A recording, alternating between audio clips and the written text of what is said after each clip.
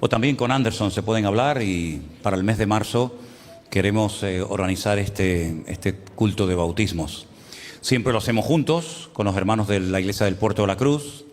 Nos juntamos un día entre semana, generalmente sábado, un domingo, y lo hacemos juntos, ¿eh? Así que tengan presente este anuncio. Quiero dar también la bienvenida a Raúl, que ha estado un tiempo en Alicante, y que ha venido hace ya unos días. Le damos un aplauso de bienvenida a Raúl a casa. Dios te bendiga. Bienvenido.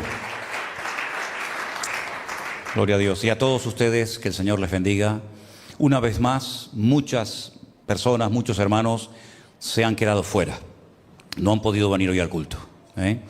Ya pasó el domingo pasado y viene pasando todas las semanas debido al tema del aforo, y eso que hoy hemos hecho una excepción y hemos metido un poquito más de la cuenta, pero parece ser que hay buenas noticias. Parece ser que ya para el día 22 pasamos a la fase número 1 y ya el aforo se amplía mucho más. Así es que bueno, gracias a los que han sido fieles, gracias también a los que se han resignado al hecho de que a veces no podías venir a la iglesia. Esto es increíble, ¿eh? Toda la vida orando para que podamos traer gente nueva a la iglesia, para que la gente pierda el miedo de venir a una congregación como esta, y ahora resulta que le tenemos que decir, no, ahora no puede. Ahora que quieren, ahora no puede. ¿Qué te parece? Pero bueno, estamos orando, de hecho estamos creyendo que dentro de poco vamos a poder juntar a muchos más hermanos, y mientras tanto valoramos y apreciamos el hecho de poder tener una vez más, un domingo, esta oportunidad de poder estar juntos en este lugar. Amén, hermanos. Dios les bendiga a todos. Vamos a orar y poner este tiempo para compartir la palabra de Dios en las manos del Señor. Este es el momento para oír atentamente lo que Dios tiene que enseñarnos. Podemos estar toda la vida hablando de Dios y de su palabra, y siempre habrá algo que decir nuevo, siempre. Esa es la maravilla de la Biblia, que nunca nos cansaremos de leerla y de compartirla.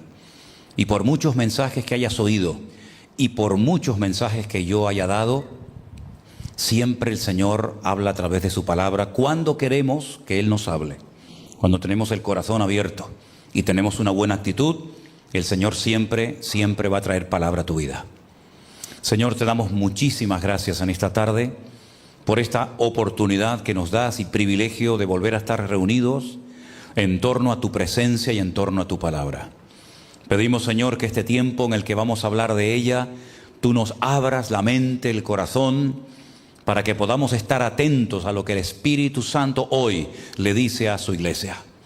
También oramos por los hermanos que están en casa, que no han podido venir, y otros hermanos que desde muchas partes del mundo están ahora atentos a escuchar y a recibir tu palabra. Que tu bendición nos alcance a todos y que tu Espíritu Santo haga una obra en nuestras vidas, y que tú seas el único que te lleves toda la gloria y toda la honra en el nombre de Jesús. ¿Cuántos dicen amén? Amén. Gloria a Dios. El tema del cual quiero hablar en esta tarde es un tema que nos concierne a todos. Porque a lo largo de nuestra vida vamos a encontrarnos probablemente en muchas ocasiones en situaciones en las que vamos a tener que perdonar a alguien por algo que nos dijo, por algo que nos hizo, y al mismo tiempo vamos a tener que pedir perdón siempre a alguien, porque ninguno de los que estamos aquí, creo yo, somos perfectos, y en algún momento tendremos que pedirle perdón a algún hermano, a la esposa, al marido, a algún amigo o a quien sea. Por eso digo que es un tema que nos concierne a todos y no es algo opcional. El tema del perdón, este es el tema, no es algo que Dios propone a la iglesia. Dice, bueno, reúnanse un día, hagan una especie de asamblea, una especie de votación, a ver si gana el tema del perdón o lo dejamos aparcado para otro día. No es una sugerencia, no es una propuesta, es una orden. Es una orden, es un imperativo de parte del Señor. No es que, bueno, es que no lo siento perdonar. Es que esto no tiene nada que ver con los sentimientos. Yo sé que hay muchos cristianos que lamentablemente se dejan llevar mucho por sus sentimientos, por sus emociones. Cuando sienten al orar, oran una barbaridad. Cuando no sienten, no oran nada. Cuando algo les pasa ahí adentro y les entra ganas de venir a la iglesia, vienen y después se pegan meses sin venir. Ahora tengo unas ganas tremendas de servir al Señor, mañana ninguna, ahora leo la Biblia, pasado la dejo. Es que la vida cristiana tú no la puedes basar en tus emociones, porque son cambiantes. Los sentimientos son pasajeros, son como la arena del mar, que sopla el viento y ya está aquí, mañana está allá. La vida cristiana se vive en obediencia constante y permanente a Dios, a su palabra. Sienta o no sienta. ¿Cuántas veces he tenido que predicar con dolor de cabeza? Y mi carne me dice, quédate en casa, dile a Anderson o a cualquier hermano que comparta la palabra, porque hoy te duele un montón la cabeza. Y te pones a predicar y se te va el dolor de cabeza y después te pregunta tu mujer o alguien que sabía que te dolía la cabeza, oye, ¿cómo va la cabeza? Y, ay, mira, ni me acuerdo. La vida cristiana no son emociones, no son sentimientos, ¿sabes? No son visiones, ni revelaciones, ni ángeles que suben y ángeles que bajan. Es una vida de fe, es una vida de obediencia. No es fácil ser cristiano. Un buen cristiano, quiero decir. Cristianos del montón, hay todos los que quieras. Pero un cristiano maduro, firme, estable, equilibrado, cuesta y lleva años. Y yo animo a todos y a cada uno de ustedes a que luchen, a que se esfuercen cada día por servir a Dios, por crecer internamente y también externamente, ¿verdad? Claro, Dios nos ha creado con la capacidad de emocionarnos, con la capacidad de imaginarnos cosas, con la capacidad de tener sentimientos, pero a la hora de planificar y de organizar tu vida cristiana no puedes edificar sobre sentimientos, sobre emociones, porque un día estarás arriba y otro día estarás abajo. Y la vida cristiana es muy larga. No es venir a la iglesia un par de meses, un par de semanas. No, es una carrera de maratón, ¿sabes? Y todavía queda mucho camino por recorrer. Y si Dios lo permite, muchos años. Y por eso tenemos que basar todas nuestras decisiones y nuestra fe y nuestra vida cristiana en una relación sólida y estable que no depende de mi estado de ánimo, que no depende de cómo me siento, sino depende de quién soy y qué tengo en Dios. ¿Cuántos dicen amén? Vamos a ir, por favor, a Mateo capítulo 18. Es la misma porción que se ha leído en esta tarde. Si habéis prestado atención, es una historia que cuenta Jesús para enfatizar la importancia del perdón. Perdón que recibimos de Dios y perdón que tenemos que aplicar a la gente que en un momento determinado nos puede ofender. Pues dice Mateo capítulo 18 que el reino de los cielos, otra vez la típica frase, el reino de los cielos es semejante a, ¿verdad? Un rey que quiso hacer cuentas con sus siervos. Y comenzando a hacer cuentas, le fue presentado uno que le debía 10,000 talentos. Un talento, para que te hagas una idea, son aproximadamente 45 kilos. Así que ya sabes lo que es. 10,000 talentos multiplicas por 45 y es una fortuna incalculable. Es algo imposible de pagar. Es como si mañana te llega una carta del banco o de Hacienda o del gobierno y te dice, usted tiene una deuda acumulada de tantos cientos y miles de euros. Y por mucho que llores y patalees y te lleves las manos a la cabeza, tú nunca vas a poder pagar esa deuda. Ni siquiera los intereses. Pues esto es lo que le pasaba a este hombre de la parábola. Una deuda que se había ido acumulando y acumulando con el paso del tiempo y aquello era imposible de pagar, totalmente. Entonces aquel siervo postrado le suplicaba diciendo, Señor, ten misericordia conmigo y yo te lo pagaré todo. Eso no se lo cree ni él. Eso no hay quien lo pague. Pero él le dice, ten misericordia de mí. El señor de aquel siervo, movido a misericordia, le soltó y le perdonó toda la deuda. Gloria a Dios, qué alivio si mañana te llega del banco o de Hacienda o a quien le debas dinero, todas sus deudas han sido canceladas. Usted no le debe absolutamente ni un centavo a nadie. ¿A cuánto le gustaría recibir esa carta mañana? Ahí va unos cuantos, ¿eh? Bueno, sale de la audiencia del rey, contento, feliz, ya no le debo nada al rey, ya soy libre, puedo dormir en paz. Bueno, vamos a ver cómo reaccionó este hombre. Entonces su consiervo, postrándose a sus pies, le rogaba diciendo: ten paciencia. Ya lo leímos. Pero saliendo aquel siervo halló a uno de sus consiervos que le debía 100 denarios, nada. 10,000 le debía aquel talentos, y este le debe 100 denarios, nada, una minudencia. Y haciendo de él, le ahogaba diciendo: págame lo que me debes. Entonces su consiervo, postrado a sus pies, le rogaba diciendo: escuchen, le dice exactamente las mismas palabras que él le acaba de decir al rey: ten paciencia conmigo y yo te lo pagaré todo. Exactamente igual, como si se hubieran copiado el uno del otro. Ten paciencia, yo te lo voy a pagar. No me niego a pagarte, pero tienes que darme tiempo. Tienes que tener paciencia conmigo. Mas él no quiso. No quiso tener paciencia ni misericordia, sino que fue y le echó en la cárcel. Le destruyó la vida a este hombre. Le destruyó la vida para siempre, hasta que pagase la deuda. Viendo sus consiervos lo que pasaba, se entristecieron mucho y fueron y le refirieron a su señor todo lo que había pasado. Entonces, llamándole su señor, le dijo: siervo malvado eres. Toda aquella deuda te perdoné porque me rogaste. ¿No debías tú también tener misericordia con tu consiervo, como yo tuve misericordia de ti? Actúa con los demás exactamente igual que yo actué contigo, ¿verdad? Tratar a los demás como Dios nos ha tratado a nosotros.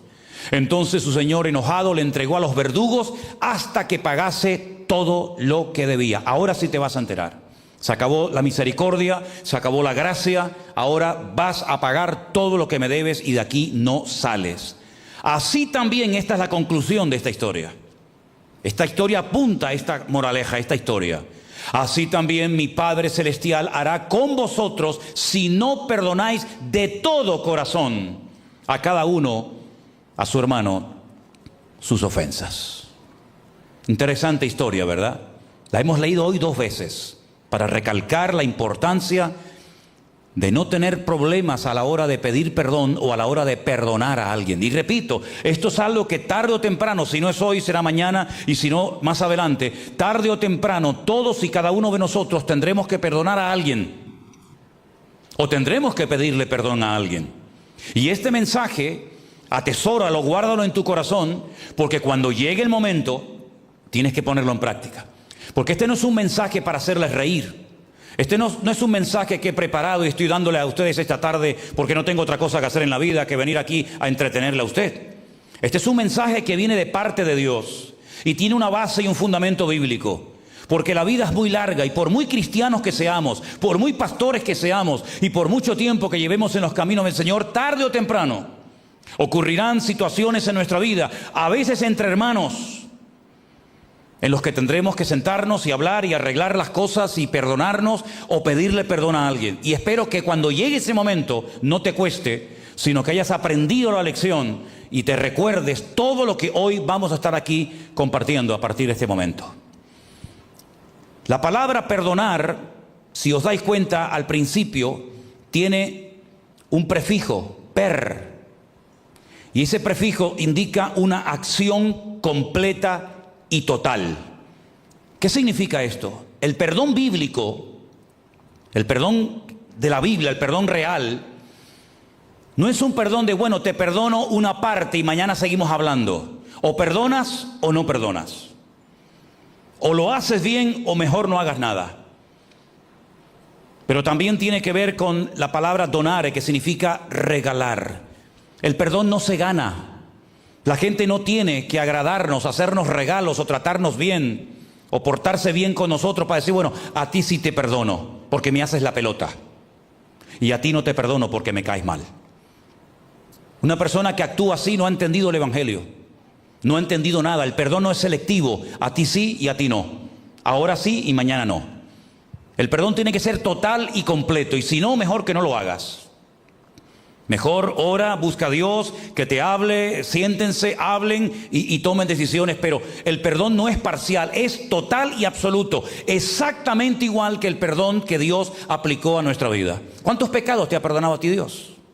El día que le pediste perdón, el día que alguien te predicó el Evangelio, el día que te quisiste convertir a Cristo, y le pediste perdón por toda la basura y por todos los pecados que habíamos cometido y los errores y todas las barbaridades que hicimos antes de conocerle a Él, ese día, ¿cuántos pecados te perdonó Dios? ¿Una parte? ¿La mitad? ¿3/4 partes? ¿1? Los perdonó todos. Absolutamente todos. No dijo, bueno, mañana vente y arreglamos aquello del año pasado. Y dentro de 15 días, vete preparándote, que tenemos que arreglar aquello que pasó en aquella situación. Dios no actúa así. Dios perdona totalmente, no perdona a plazos, perdona completamente a la persona. Pero Él además tiene una característica que ninguno de nosotros tenemos, y es que Él perdona y olvida. Y usted dirá, pero ¿no es bueno olvidar? Algunas cosas sí y otras no. Me explico. Si alguien te hace algo y te ofende, si alguien te insultó, si alguien te humilló, si alguien te trató mal y te pide perdón y tú lo perdonas, tú cuando quieras podrás recordar la ofensa, la palabra que te hizo. No se produce una amnesia. No es que yo perdono y ya nunca más me acuerdo de lo que tú me hiciste. No, yo cuando quiera lo recuerdo cuando quiera. Lo que pasa es que ese recuerdo no me domina. Ese recuerdo no me quita el sueño. Ese recuerdo no es una espina clavada en mi corazón que no me deja vivir, sino es un recuerdo que es algo que yo puedo recordar en cualquier momento, pero lo he perdonado y es como una especie de herida cicatrizada. ¿Cuántos de los que están aquí tienen alguna cicatriz? Yo tengo algunas cuantas, Yo tengo algunas cuantas. Y cuando me las miro, sé cuándo fue, y dónde fue, y cómo fue. Me acuerdo que un día, subiendo una escalera, llevaba una bolsa llena de botellas de agua. Vivía en Las Palmas de Gran Canaria, y en Las Palmas hay un agua que se llama agua de Firgas. Y tienen gas. Y yo iba por la calle moviendo las botellas. Y hay un momento que me explotaron las botellas. Y tengo aquí 4 o 5 cicatrices en la mano que se me quedaron de aquella vez que me caí cuando me explotaron las botellas de agua. Pero no me duelen las cicatrices. Cuando la miro digo, esta fue en tal sitio, esta fue en otro sitio. Tengo 8 puntos aquí en la ceja derecha. Me caí en Venezuela de un muro. Me encantaba subir a las alturas. Como no tengo vértigo, me gustaba como los gatos subirme, y el problema es que después no sabía cómo bajar. Entonces tropecé, me caí así con la cabeza para abajo. Si hubiera sido una cabra me hubiera partido un cuerno. Y me tuvieron que dar 8 puntos en la ceja. Al poco tiempo me volví a caer y me dieron otros puntos en la misma ceja. Y tengo una cicatriz. No me duele, pero cuando quiera la puedo ver y puedo recordar cuándo y dónde fue. Y lo que me hizo llorar y lo que sufrí. Y eso es lo que ocurre cuando tú perdonas a una persona. Puedes recordar la humillación, el insulto, el mal gesto, la mala palabra, pero ya no te afecta. Ya está superado. ¿Y cómo lo he superado? Por el amor de Cristo. Porque estoy aplicándole a esa persona el mismo trato que Dios hizo conmigo. Y Dios no me perdonó porque yo le caía bien. Dios no me perdonó porque yo me merecía que me perdonara. No, Dios me perdonó por misericordia, por amor y por su gracia, y no por ningún mérito. Y cuando yo perdono a una persona no es porque tal vez se lo merezca, porque a veces hay gente que me dice, pero es que no se merece que le perdone. Bueno, puede ser que tengas razón, pero el perdón no es porque se lo merezca o se lo deje de merecer. El perdón es una evidencia de la madurez que tienes en Cristo. ¿No tenía miles de motivos el Señor para maldecir o para proferir palabras duras desde la cruz donde lo estaban clavando sus verdugos? Yo a veces cuando veo algunas cruces, de verdad que no sé si echarme a reír o a llorar, porque las adornan, las ponen tan bonitas, y la cruz era un lugar de tragedia, de dolor, de humillación, de vergüenza, de tortura. Y en aquella cruz lo estaban crucificando, burlándose de Él hasta el último momento. Pero una de las veces que habla el Señor Jesucristo desde la cruz, ¿qué dijo al Padre? Padre, perdónalos, porque no saben lo que están haciendo. Pero no solamente perdonó para quedar bien y salir en la foto y pasar a la historia, ¿verdad? Sino que en ese momento, uno de los malhechores que estaba a su lado también le pide perdón a él. Y le podía haber dicho, ahora pides perdón, ahora te acuerdas de Dios, has hecho una vida de un desorden total y absoluto, y ahora que sabes que vas a morir y a presentarte ante mi Padre, a rendirle cuenta, ahora te arrepientes, ahora me buscas, pues ahora ahí te quedas. El Señor que le dijo, hoy estarás conmigo en el paraíso. El paraíso, lo que perdió Adán y Eva, la vida eterna, el lugar más hermoso en la presencia del Señor, se lo dio gratuitamente a una persona porque de verdad, de todo corazón se arrepintió y le pidió perdón al Señor. ¿Cuántos dicen amén? El perdón es algo que marca una diferencia, ¿sabe? El perdón tiene un poder que libera la bendición como ni te imaginas. Hay personas que están amargadas, que no viven, que lo pasan mal, que no duermen, que no descansan, y transmiten su dolor y su amargura a sus hijos y a sus nietos. Y cuando indagas y hablas con esa persona, lo que tiene es un dolor, una herida, que aunque le haya pasado eso hace 20 años o más, todavía lo recuerdan como si hubiera sido hace media hora. Y están amargados y enferman. Y hay gente que está enferma del alma, porque se enfatiza mucho las enfermedades, ¿verdad?, de la mente y las enfermedades del cuerpo. Pero la Biblia habla mucho de las enfermedades del alma. Y hay gente que cuando los miras a la cara dice, este está enfermo de su alma. Y hace años en esta iglesia di una lista enorme de 20 o 30 enfermedades según la Biblia que son de un alma herida, de emociones rotas, de heridas abiertas que siguen supurando y no se han cicatrizado por el bálsamo de la presencia de Dios. Por eso yo digo que el perdón es liberador. Te quitas un peso de encima impresionante, aunque no se lo merezca la persona. Y a veces no hace falta ni que venga a pedirte perdón, sino ya en tu corazón tú ya le has perdonado. Venga o no venga. Venga con una sonrisa sarcástica en su rostro o venga realmente humillado, te da igual. Tú no dependes de la reacción del otro, sino tú dependes de tu relación con Dios. Tú no puedes edificar tu presente y tu futuro en base a cómo te traten los demás. Si esa persona sigue maltratándote, sigue humillándote, sigue criticándote, sigue calumniándote, allá él. Ese no es mi problema. Como dijo alguien, no podemos evitar que los pájaros vuelen por encima de nuestras cabezas. ¿Quién puede evitar eso? Nadie. Pero sí podemos evitar que te haga un nido en la cabeza, ¿sí o no? No podemos evitar que le caigamos mal a alguien. ¿Qué te crees? ¿Que le caemos bien a todo el mundo? ¿Qué te crees? Que todos los mensajitos que recibo por WhatsApp, por Facebook, por internet, todos son, ay hermano, ay. No, hay de todo, ¿eh? Hay de todo y además está repartido. A veces le toca a una, a veces le toca al otro, a veces me toca a mí. No podemos evitar que la gente te hable, te critique, te cuestione, pero yo sí puedo evitar que lo que los demás hagan o me digan me afecte. Y a mí lo único que me tiene que mantener firme no es ni el aplauso, ni el respaldo de la gente, sino yo dependo solamente de mi comunión con el Señor. Y eso lleva años aprenderlo, porque no nacemos. Por lo menos a mí me costaba muchísimo de niño, no digo el perdonar, pero llevarme bien con los demás, porque siempre fui un peleón y así era, sinceramente, créame. Pero cuando comencé a leer la Biblia me di cuenta de que el perdonar no es una señal de debilidad, no es de cobardes, sino es todo lo contrario. Hay que ser muy maduro y muy hombre en Dios para decirte perdono a pesar de la que me estás liando. Y a pesar de la que me estás montando por la espalda, te perdono. Pero te perdono de corazón. No te perdono por quedar bien y decir, ay, mira qué bueno es. No, no, no. Te perdono porque por la gracia de Dios puedo hacerlo. Porque si fuera en la carne, me volvería aquello de ojo por ojo y diente por diente. Pero en el Nuevo Testamento Cristo dice, hasta si tu enemigo te pide agua, dásela. Si tu enemigo te pide que le lleves una carga, una milla, vete con él 2. Y así de esa manera le demostrarás que no eres un cristiano de teorías, sino un cristiano que ha entendido el Evangelio y ha experimentado en carne propia el amor de Dios. ¿Cuántos dicen amén?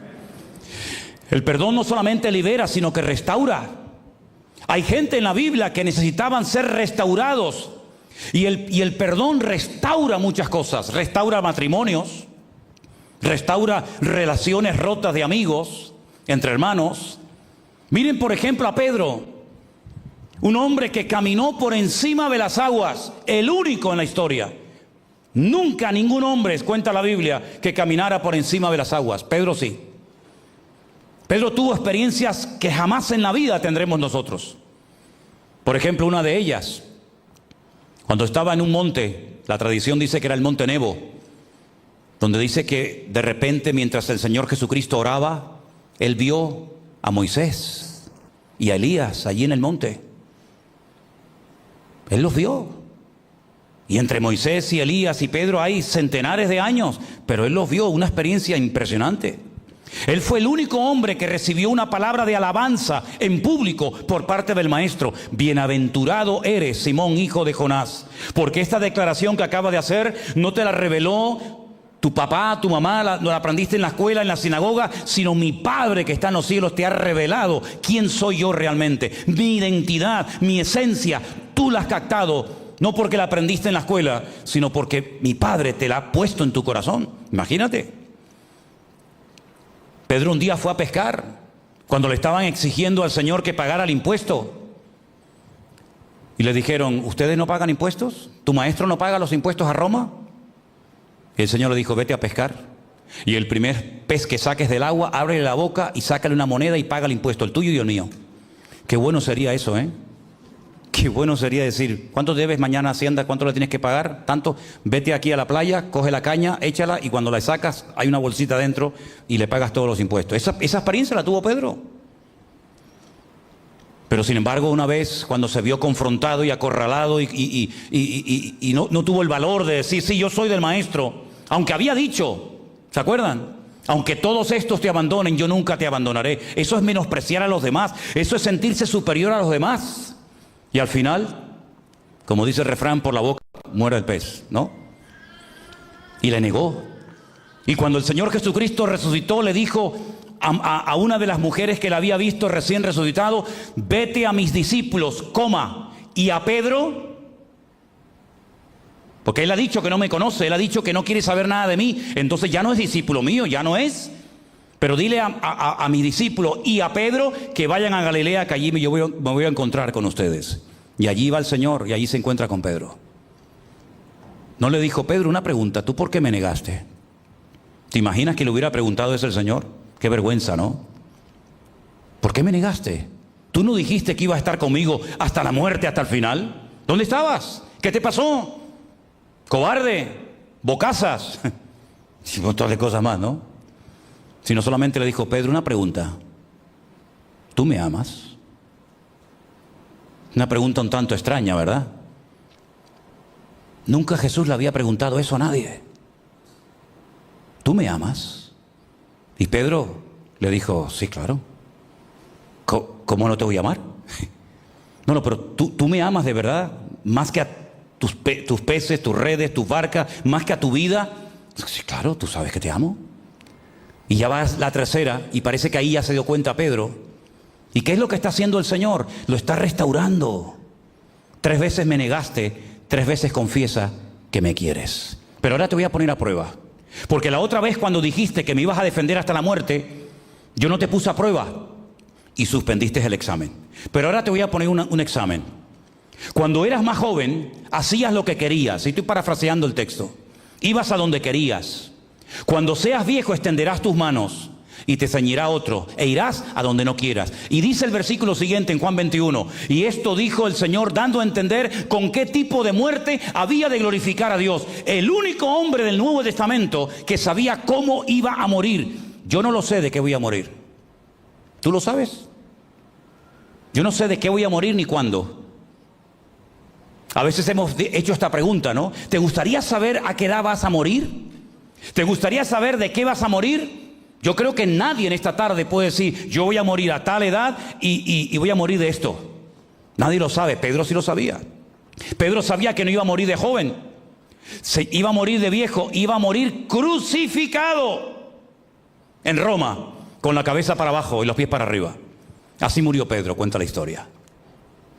Y el Señor lo tuvo que restaurar, porque si tu corazón no está sanado 100%, y si tú no has sido restaurado por el perdón de Dios, tú nunca podrás ser usado en la obra y en el reino de Dios. Porque no hay nada peor que una persona herida que quiera dar a entender que todo va bien, que lo tiene todo superado, pero tócale la herida para que veas cómo salta.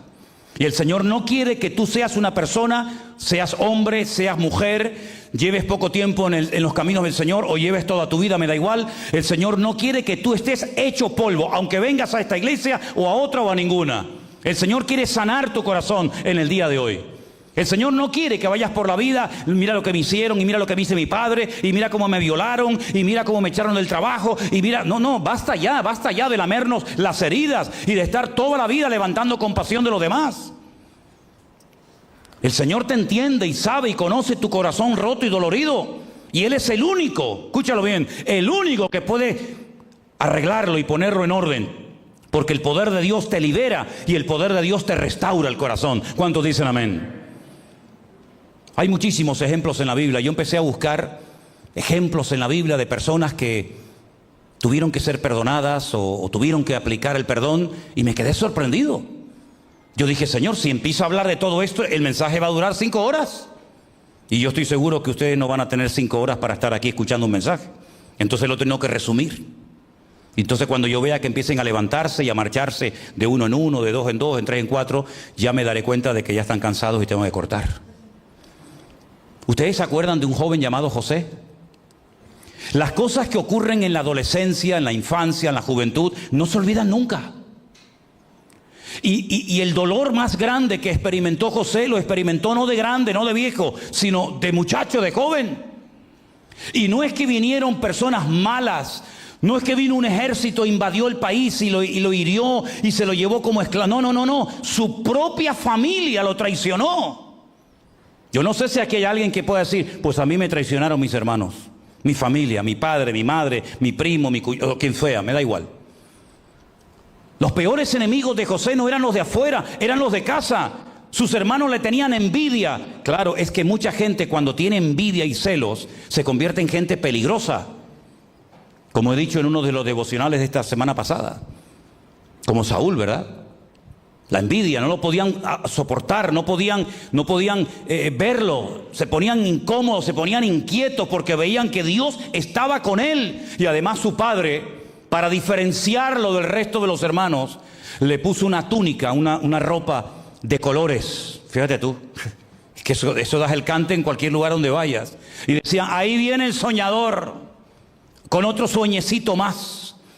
Y no se le ocurría otra cosa a José que decir, yo he visto un sueño donde vi un día al sol, a la luna y a las estrellas que se postraban delante de mí. Y hasta el padre se enoja con él y le dice, pero hijo, ¿qué estás diciendo? Tú estás diciéndonos que yo, el sol, tu padre y tu madre y tus hermanos nos vamos a postrar delante de ti, que eres el más pequeño de la casa. ¿Pero esto qué es? Y dice que aquellas cosas Jacob las guardaba en su corazón porque eran sueños proféticos que iban a tener un cumplimiento, pero en el tiempo, no instantáneamente.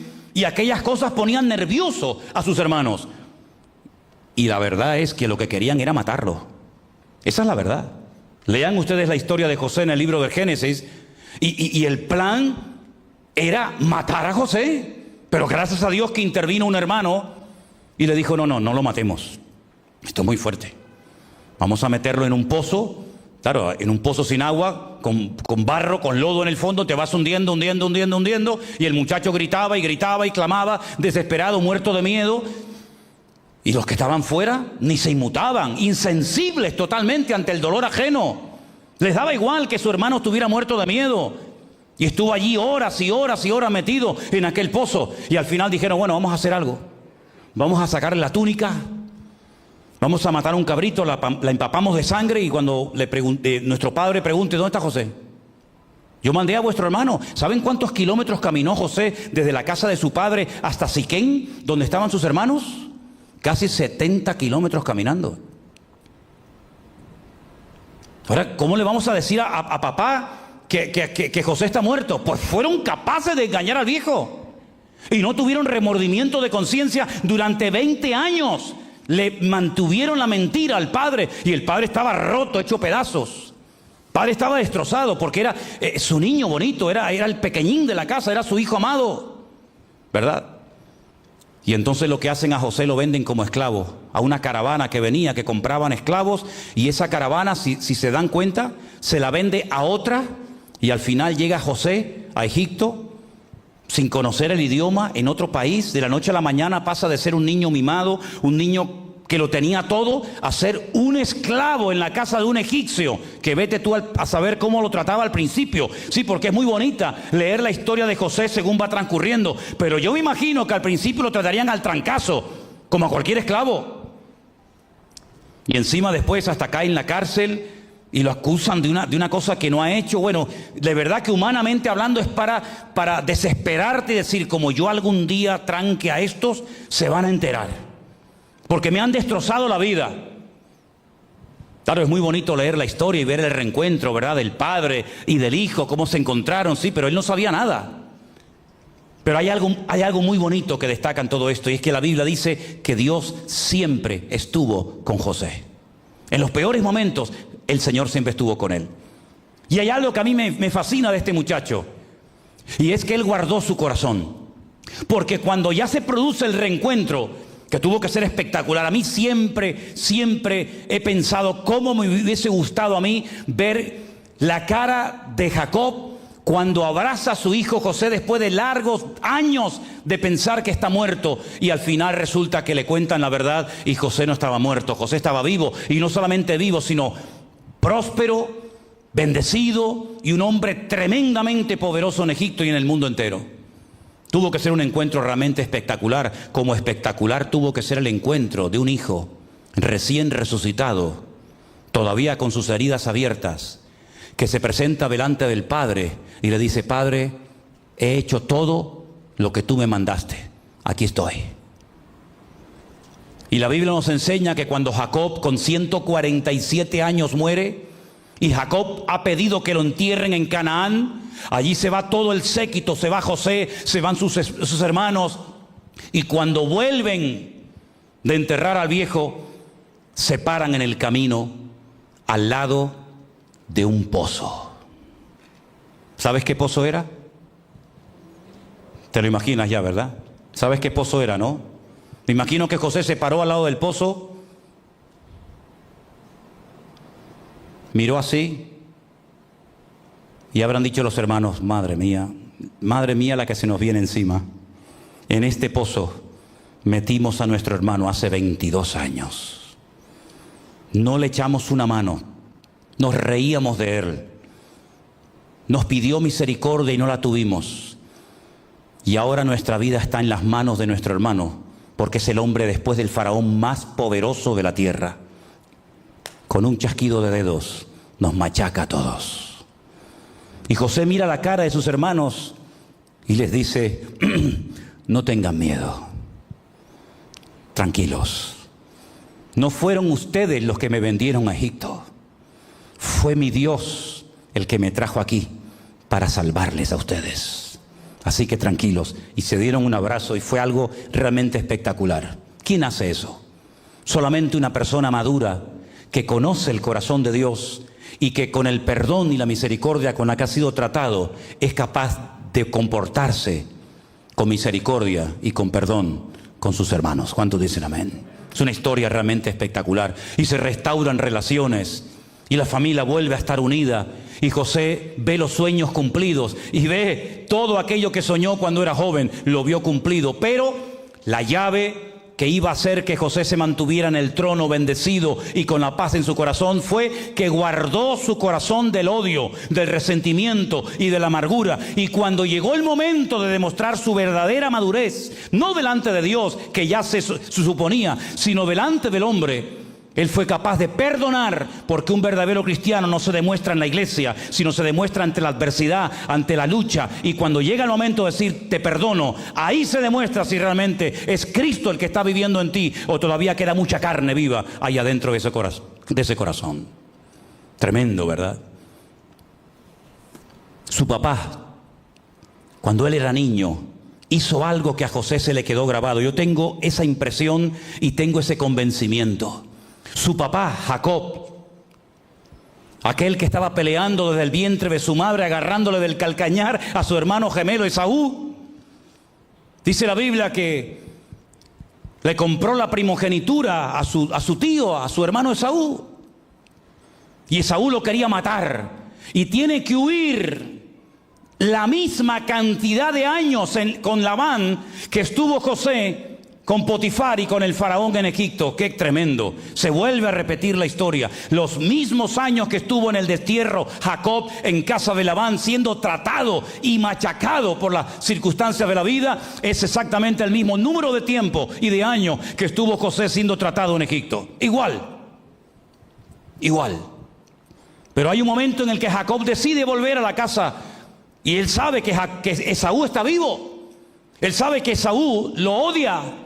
Y él sabe que llegará el momento, tarde o temprano, en el que tendrán que arreglar las situaciones. ¿Qué es lo que hace Jacob? Muerto de miedo, divide a toda su familia en varios campamentos. Es tremendo esto, ¿eh? Dice, bueno, hago un campamento delante, después pongo a unos cuantos kilómetros el segundo y yo voy en el tercero. Si matan a las primeras personas, bueno, y después al segundo, por lo menos a mí me dará tiempo de huir y salir corriendo. Así era Jacob. Es increíble. Y le llega la noticia, tu hermano se ha enterado de que estás regresando de casa de Labán. Y no viene solo. Viene con 400 hombres armados hasta los dientes. Jacob se muere de miedo. Jacob dice, voy a tirar por tierra en media hora lo que me ha costado 20 años conseguir. Mis hijos, mis esposas, mi ganado, mis animales, mi patrimonio. Y entonces dice que se pone a orar. Y esa noche tiene un encuentro que le cambió la vida. Por dentro y por fuera. Por fuera el Señor le cambió el nombre de Jacob a Israel. Se quedó cojo toda la vida. Pero por dentro el Señor hizo una obra en él espectacular. Y cuando se reúne con Jacob y Esaú, dice la Biblia que los dos se besaron. Y hubo reconciliación y hubo perdón. ¿Y sabes quién estaba allí? Como un niño pequeño. José. Y José, mirando al tío y mirando al papá, aprendió el poder del perdón. Y por eso cuando él es grande en Egipto, él es capaz de perdonar a sus hermanos, como tiempo atrás su papá fue capaz de perdonar o de pedirse perdón mutuamente los hermanos que se odiaban a muerte y que no eran capaces de convivir juntos el uno con el otro. Tarde o temprano tendrás tu encuentro con esa persona, con esa situación en la que tendrás que demostrar no cuántos versículos de la Biblia sabes, porque te puedes saber la Biblia de memoria, pero cuando llegue el momento de la verdad, si no aplicas el perdón en tu vida, ¿de qué te sirve saber tantas cosas de la Biblia si luego cuando llega la hora de la verdad no la pones en práctica? Llegará el momento en el que tendremos que poner en práctica aquella oración que aprendimos cuando éramos niños. ¿Os acordáis? Vamos a leerla en Mateo capítulo 6. En Mateo capítulo 6, cuando el Señor Jesucristo está hablando del poder de la oración, Él dice en la famosa oración del Padre Nuestro, y perdónanos nuestras deudas, como también nosotros perdonamos a nuestros deudores. ¿Dónde estaba eso? ¿O dónde está? En el famoso Padre Nuestro, ¿sí o no? Yo me crié toda mi vida en colegios de curas, en los maristas en Venezuela y en los salesianos en España. Y me sabía el Padre Nuestro de memoria porque me obligaban a dirigir el rosario. Y ustedes saben las bolitas del rosario. Hay algunas que tienes que rezar 10 Padre Nuestros uno detrás de otro. Y lo sé de memoria. Pero hay una parte en el Padre Nuestro donde el Señor habla de el perdón. Perdónanos como también nosotros perdonamos a nuestros deudores. Había una celebración histórica en Israel. Ningún pueblo en la historia de la humanidad ha tenido esta fiesta. Se llama el año de jubileo. Se celebraba cada 50 años. Había gente que vivía por lo menos un jubileo al año o en su vida, y había otros que nunca lo vivían. ¿En qué consistía el año de jubileo? Era una ley que Dios estableció en la Torá, en la ley de Moisés para el pueblo de Israel, que consistía en que cada 50 años las deudas se perdonaban. Nadie le debe nada a nadie. Los esclavos eran puestos en libertad. Las tierras, si se habían vendido, volvían a sus dueños originales. Y se empezaba de nuevo cada 50 años. ¿Te imaginas que el mundo tuviera esa ley? ¿Te imaginas que se le perdonara la deuda externa a todos los países del mundo que le deben al Fondo Monetario Internacional? Nadie le debe nada a nadie. Empezamos todo de cero. Aquí no va a suceder lo que está sucediendo ya. Es un hecho que los ricos cada vez son más ricos y los pobres cada vez son más pobres. Y hay países que ni siquiera pueden pagar los intereses de una deuda impagable que nunca podrán pagar. Y hay naciones que vendieron muchas cosas que eran de ellos, eran del Estado, y las vendieron para pagar su deuda externa. Y no solamente no pagaron la deuda externa, sino que la deuda externa se cuadruplicó más todavía que al principio. Porque hay deudas que no podemos pagar, y sobre todo la deuda que el ser humano tiene con Dios. Esa deuda es una deuda de sangre, no es una deuda de dinero, no es una deuda de que, bueno, enciendo 50 velas, me doy 30 latigazos, me dejo crucificar, me dejo torturar, voy caminando de rodillas, sabe Dios a dónde, y por fin cancelo la deuda delante de Dios. Es impagable. No podemos pagar esa deuda a Dios. Y la deuda consiste en algo que Dios estableció como una ley divina y eterna e inalterable. La paga del pecado es la muerte. Yo no inventé esa ley. Yo no creé esa ley, es una ley divina. Dios dijo, el que peca muere, por dentro y por fuera, espiritualmente hablando y físicamente. Y es así. Y cada vez que veas un coche fúnebre, cada vez que veas en televisión, ha muerto no sé cuánta gente. La muerte no existía cuando Dios creó el universo. Cuando Dios puso a los primeros hombres, a la primera pareja en el jardín del Edén, no existía la muerte, ni la física, ni la espiritual. Entonces iban a vivir siempre, sí. ¿Y dónde iban a caber? Yo qué sé. Pero el hombre no iba a morir. Dios creó un ser eterno porque Él es un Dios eterno. Y Dios reprodujo en el hombre su esencia. Yo soy eterno, tú serás eterno. No hay limitaciones de espacio, de tiempo, tú tampoco. Porque es como una reproducción de Dios en el hombre. Como un prototipo de Dios. Viendo al hombre, te hacías una imagen de cómo es Dios. Viendo una moneda, la cara del César, sabías cómo era el César, aunque nunca en tu vida lo conocieras. El hombre era la moneda, era la esencia, era el botón de muestra de Dios. El hombre no tenía ningún tipo de limitaciones, no tenía calor, no tenía frío, no sudaba. Era perfecto, dice la Biblia. Seguramente hasta podía volar. Seguramente podía estar 20 horas debajo del agua sin ahogarse. No tenía ningún tipo de limitaciones, pero el día que pecó, el día que desobedeció a Dios, el día que se desconectó de la fuente de la vida, se convirtió en un ser mortal. Y se dio cuenta de todas las cosas que había perdido. Pero no sabía lo que era la muerte física porque nunca la había visto. Sabía lo que era vivir fuera del jardín del Edén. Sabía lo que era el miedo. Sabía lo que era la vergüenza. Sabía muchas cosas, pero todavía el concepto muerte no lo entendía. Porque nunca había muerto ningún ser humano. Ay, amigo, pero un día vio un charco de sangre en el campo. Y toca así, y es su hijo Abel. Inerte, no se mueve. Y es ahí cuando Adán y Eva dijeron, esto es lo que Dios nos dijo que si pecábamos nos iba a suceder. Esto es la muerte. Esta es la muerte física, que yo ya sé lo que es por dentro, y esto es lo que pasa por fuera. Y a partir de ese momento, todo ser humano ha comenzado a morir. Mi abuelo murió con 106 años, y una de sus preguntas en los últimos días de su vida, manteniendo su razón perfectamente, era: ¿por qué vivo tanto? ¿Por qué no me muero?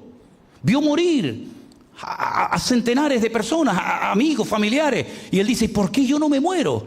Y yo decía para mí, digo, no te preocupes, abuelo, la muerte te va a encontrar algún día. Y murió como un pajarito. El médico dijo: se le acabó la pila.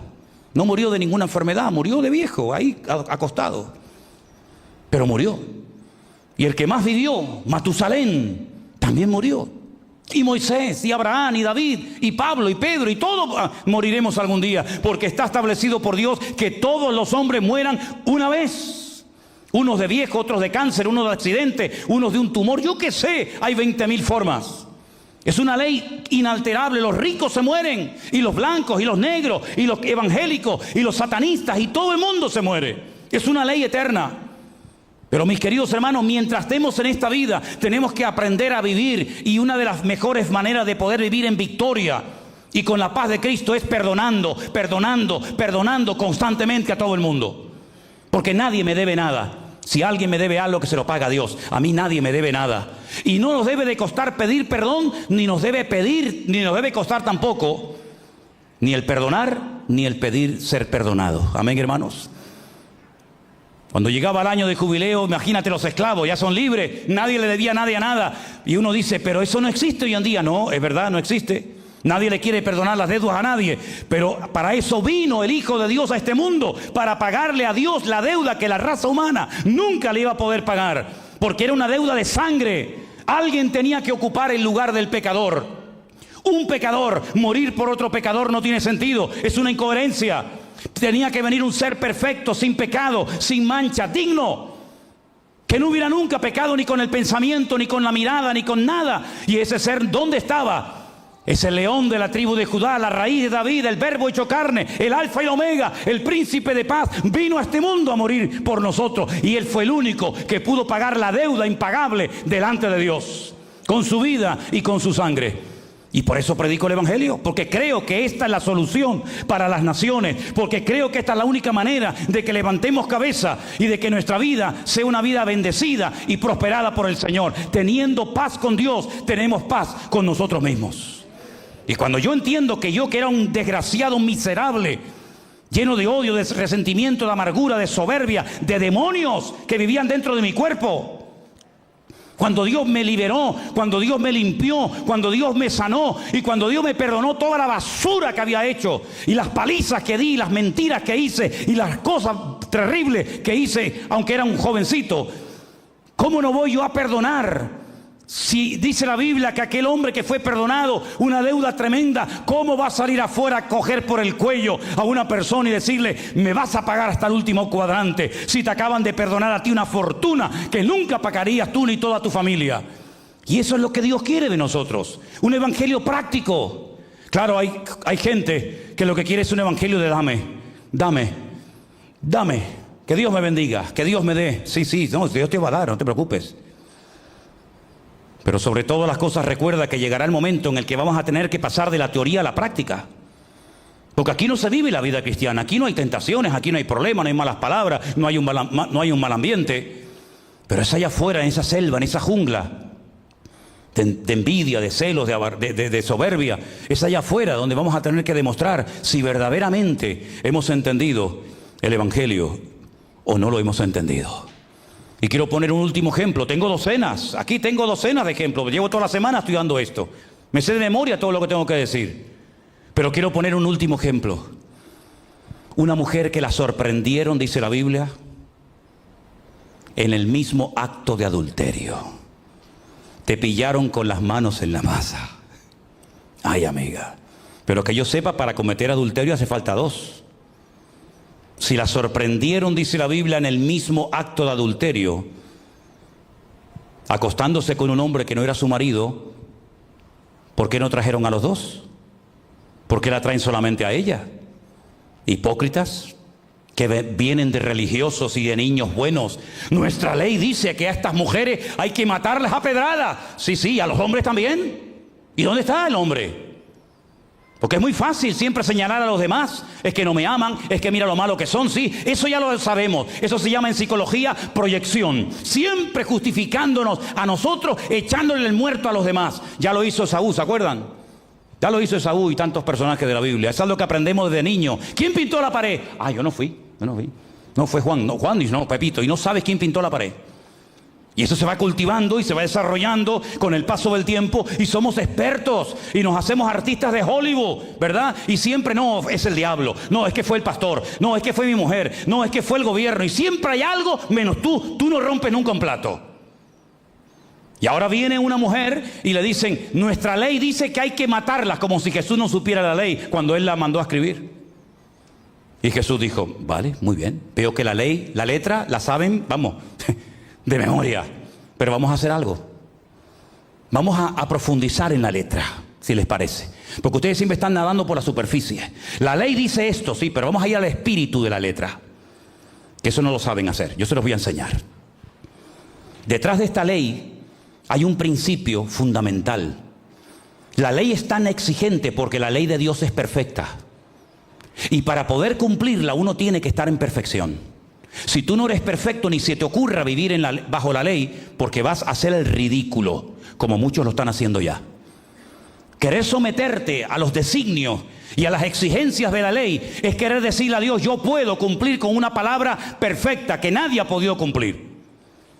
Así que vamos a profundizar en el espíritu de la letra. El que de vosotros esté sin pecado, porque para matar a una persona no veas cómo tienes que estar tú. El que esté de vosotros sin pecado sea el primero en arrojar la primera piedra contra ella. Y dice el Señor que el Señor se agachó y comenzó a escribir con su dedo en la tierra. Y dice en el Antiguo Testamento que todos los blasfemos y todos los pecadores y todos los que se apartan de los caminos del Señor, sus nombres serán escritos en la tierra. ¿Sabías eso? El nombre de los hijos de Dios está escrito en el libro de la vida. Y su palabra fue escrita en piedras para que el viento y la erosión del tiempo no la cambie. Pero el nombre de los pecadores sería escrito en tierra, como diciendo: después de ellos no queda nada. Y el Señor comenzó a escribir en tierra. Vete tú a saber los nombres que estaba escribiendo en tierra. Y comenzaron todos a mirar, decían: uy, ¿ese soy yo? Y el otro: mira, tú no eres Simón, mira, Simón. ¿Y tú cómo te llamas? Yo, Zacarías, mira. Escribió Zacarías. Y dice que desde el más grande hasta el más pequeño tiraban la piedra al suelo, daban media vuelta y decían: uf, me descubrieron. Tú que estás acusando a esta, ¿sabes tú si tú fuiste el primero en acostarte con ella? ¿Sabe Dios si lo que quieres es que la matemos para que no cante y se chiva tu mujer de que te has acostado con ella? Porque como dice el refrán, muerto el perro se acaba la rabia, ¿no? Como David dijo: matemos al marido y así nadie se entera de lo que he hecho. Ya, no se enteran aquí, pero allí se han enterado de todo. Cuando ya no hay nadie, le dice el Señor: levántate, vete y no peques más. Y el Señor la perdonó. Pero el requisito que le pidió solamente el Señor a esta mujer es que vete y no vuelvas a pecar otra vez. Como también se lo dijo al paralítico de Betesda: vete, no peques más para que no te venga una cosa peor encima. Porque el único pecado que Dios no perdona, ¿sabéis cuál es? Se ha dicho tanto sobre esto, y tantos libros y tanta teología. Yo les voy a decir claramente cuál es el único pecado que Dios no perdona. El único pecado que Dios no perdona es el que no se le pide perdón a Dios. Dios no perdona al que no quiere ser perdonado. Dios no perdona al que no quiere arrepentirse. Ese es el único pecado que Dios no perdona. Al que está endurecido, arrogante, soberbio, entronizado en su ego y no quiere pedir perdón, a ese no se le perdonan sus pecados. Pero al quebrantado y humilde de corazón, como esa canción hermosa que se ha cantado esta tarde, a ese Dios lo bendice, lo restaura, lo cambia, lo transforma. Porque la palabra quebrantado, ¿sabe de dónde viene? Cuando se iba a una cantera y se sacaba un bloque de piedra y se le daba forma cuadrada, rectangular o de cualquier otra forma para hacer un edificio, una casa, una sinagoga o lo que fuera, ese proceso de corte, ese proceso de diseñar esa piedra se le llamaba quebrantamiento.